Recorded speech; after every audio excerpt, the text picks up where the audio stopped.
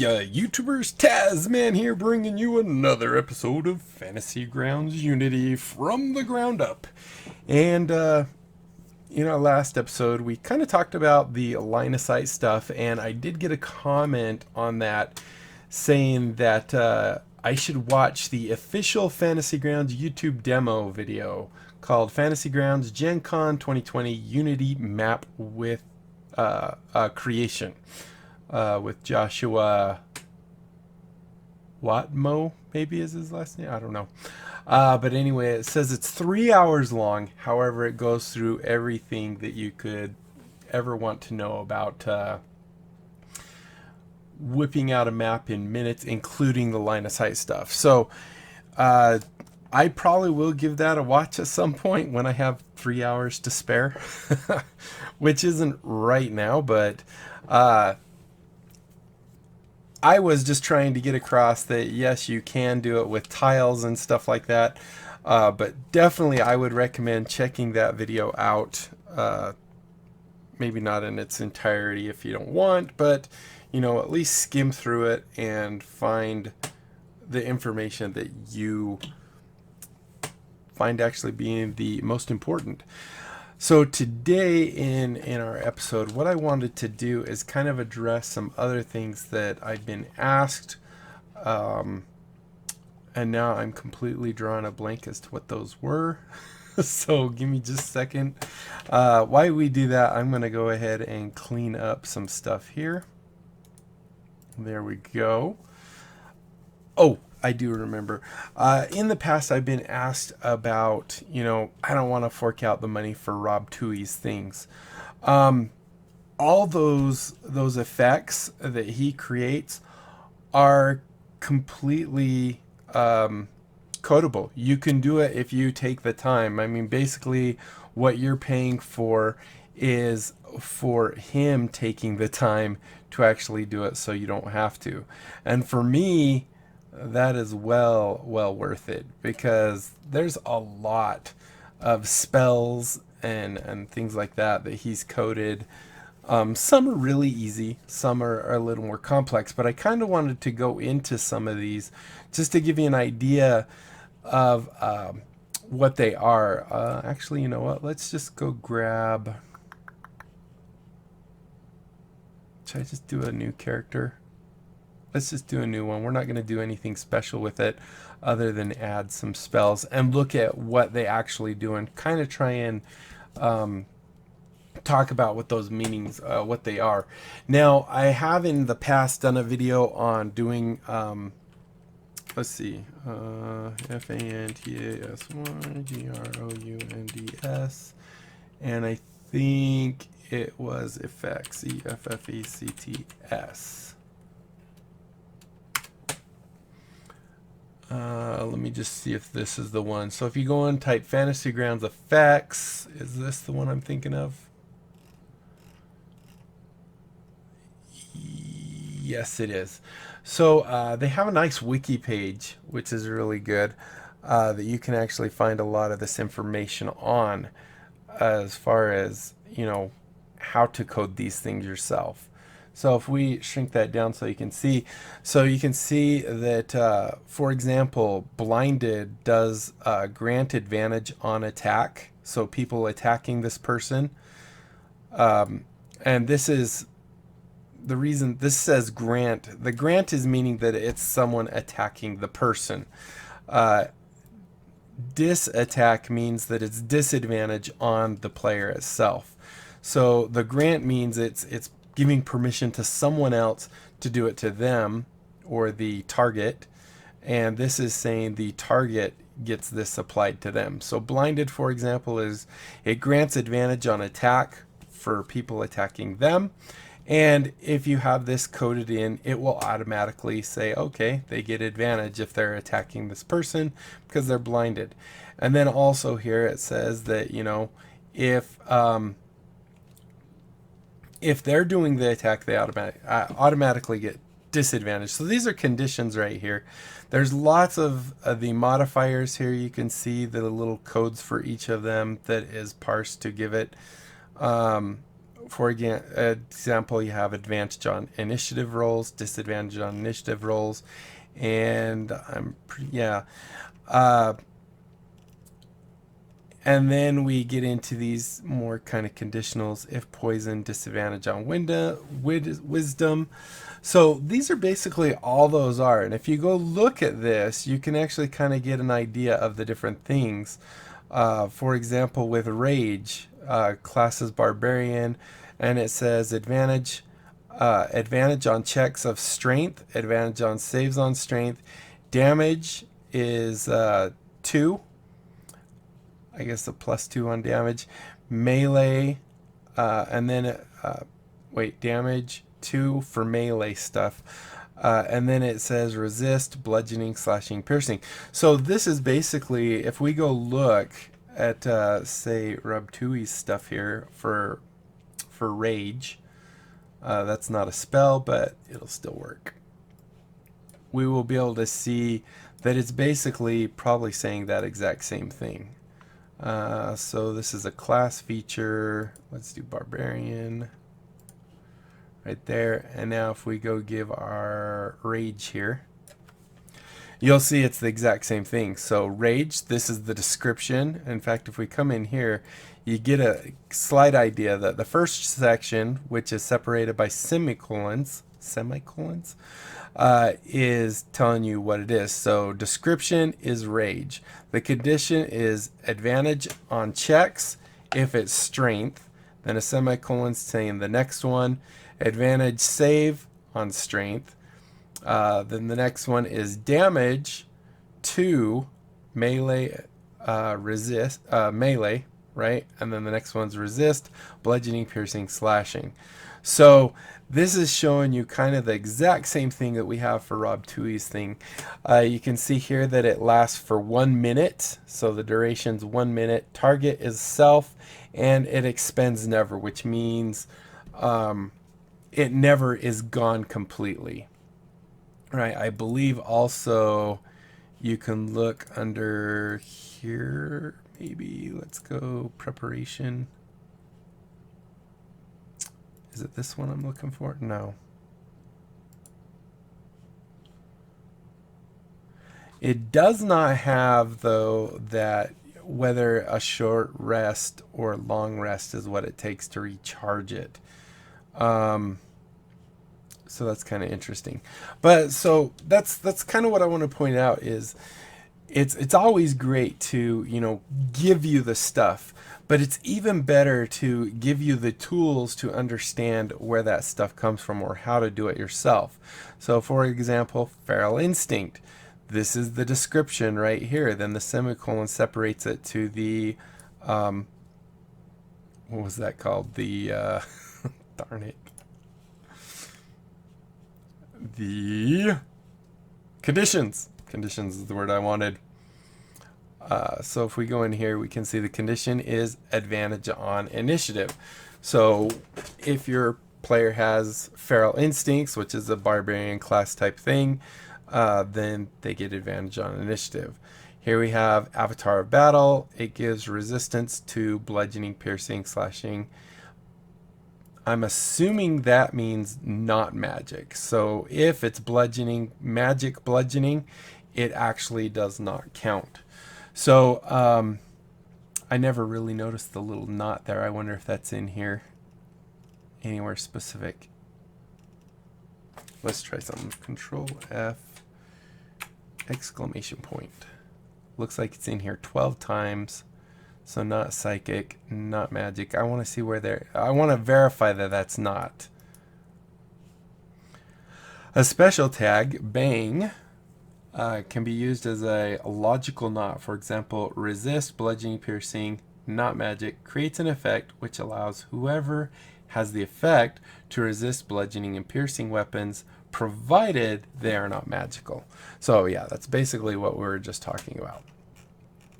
So anyway, this is really handy. If you want to know the actual URL, I'll move this down a little bit. You can see it's just fantasygrounds.com/wiki index.php and then 5e effects. Or if you just Google Fantasy Grounds effects, it'll be like the top one. It'll say Fantasy Grounds wiki, basically. So you can actually get that information there. So now that we've talked about that, let's just go look at some of these effects that are Rob Tui's coded for us, both spell and the different features. So sneak attack is one that usually is brought up. Let's go look at rogue real quick. Rogue, and now if we come in here and go to sneak attack like this. So here's the rogue sneak attack. You'll actually see it has two effects. So the one is that it's going to give damage 1d6, so it's going to give an additional damage dice of 1d6 on whatever it rolls to yourself. So it's going to do that.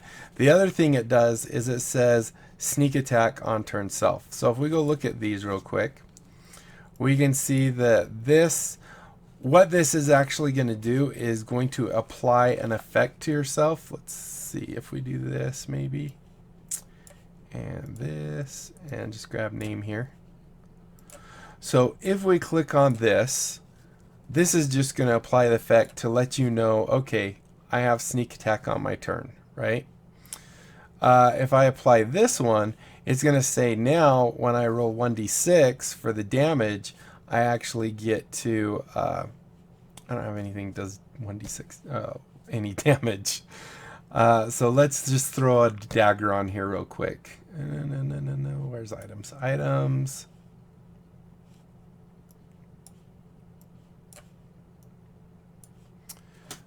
Dagger. Okay. And enter.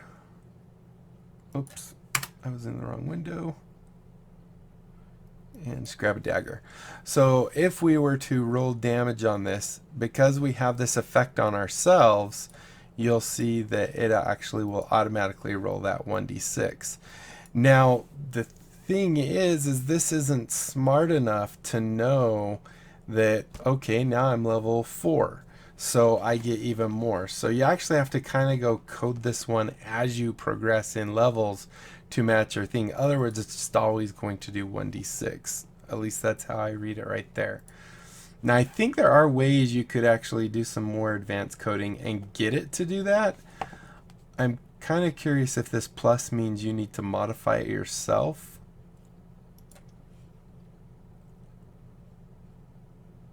Targeting self on next roll. So if we are to roll our damage here for this dagger, you'll see it automatically rolled the 1d6 in addition to the one we did, and it adds it in for us. If we don't have that effect on us, you'll see we still have sneak attack. This is basically telling, this is more informational. This does absolutely nothing but information. It's telling you that it's an effect on you. It's sneak attack, and on your turn you might want to remember to do it. So if I do play again, now you'll see, because I don't have that second effect on there, it's not actually doing that. So hold on just one second. So that's one that's pretty good. The effect of rage 2 here, if we click on that, now you'll see it also says we just applied rage to ourselves. A DM might notice this and go, wait a minute, hold on, you got sneak attack and rage. That's not right. Something's a little screwy here.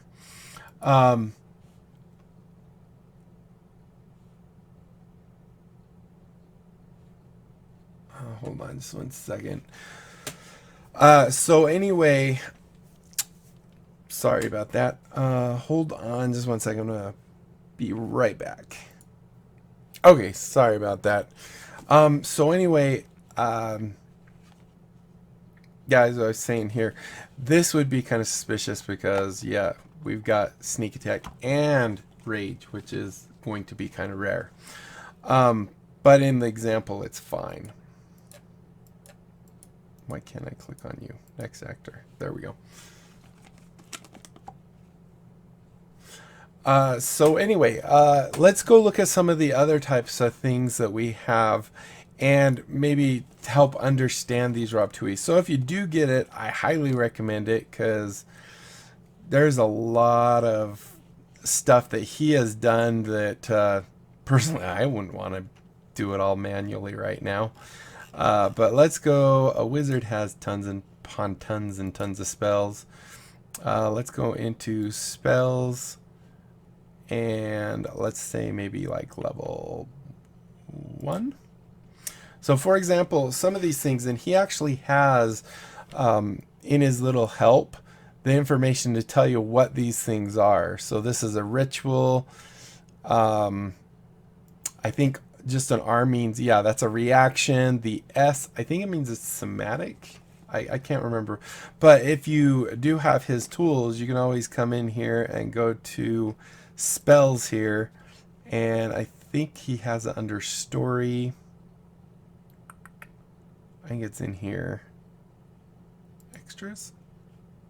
Wait, did I grab the right one, by the way? I know it's not spells. Maybe it's under the reference manual is the easiest way. So effect coding spells. Here's the instructions right here. So here you can see that the number in parentheses represents the distance or the range it can go, 30, 60, 90. The S means self. That's what the S is. S is self. T means you have to touch. So if we come in here and we look, there's a T. I don't see one here. There's one right there, distort value. It's a touch spell. If we go look, C is concentration. So he adds these little things into it so that you can kind of get an idea without having to open up the actual spell information to see what it is. Then we have B as bonus action, R is reaction, R is ritual. If it has a $sign, it means it needs a component. So if we click on find familiar here, you 10 gold worth of charcoal. The incense, herbs that must be consumed. The incense and herbs are probably within your component pouch or your focus. But anytime there's a component worth, then you actually don't have that in your component pouch. So you'd need 10 gold pieces worth of charcoal. That's quite expensive. So that's how he actually does these.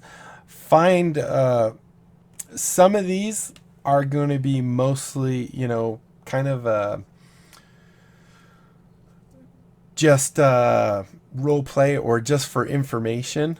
Burning hands, for example. Let's go add that to our character and look at it. Anyway, this is what I want to point out is the instructions are all there and helps a whole lot with understanding what things mean. So if we go back to our character again, right here, let's go ahead and give burning hands and we'll go look at that for example. So burning hands, as you can see, it has under here it has its attack for casting it, and if we go look at that, it's simply saying that this is one that he didn't do as much with as he did just adding these little things saying 5 to 15, which is its range. But as you can see here, you can set up the attack that it's a group attack, group DC, because it's not just a single thing. And then of course on damage here we have half on success, meaning that this is going to roll their save. DC 10 is the save, and then if I think this H is telling us that it's half if it's a success, if they succeed. And then of course damage, really easy to do those. You just put the dice in there and say what type it is, if there's bonuses or whatever. Now if we go look at burning hands, the reason it says target group or whatever is because it's a cone. It actually can get more than one person. So that's why this is actually saying the group attack and the group DC that it's doing. Let's see, is there another one? We're almost out of time. Let's see if there's anything else. Maybe that might... I don't know what Jim's magic missile is. This one, for example, might be just mostly an idea. Not an idea, I don't know what to call it. It has one of those things for token type. This is actually a thing by Diablo Bob. Really cool, by the way. But here you can see that with this, if we go into the summary mode and shrink this down, you'll see that this is putting those three things that are down here, this, and this, right here, so you have easy access to it. There's no attack, so it doesn't have that. But to cast it, you would click on this one to see if the things that you have selected that are within the grease splotch will save. If they save, then they're fine. If not, they are whatever's here, which is prone. They're given the prone effect. And then this one right here is the save itself, right? So this would be the casting of it. This one I think is just adding the effect to you. Do we have grease in here somewhere? I'm not exactly sure what this one would be for, other than that's part of the save. So maybe it's not actually when you click. Is that if it's a group?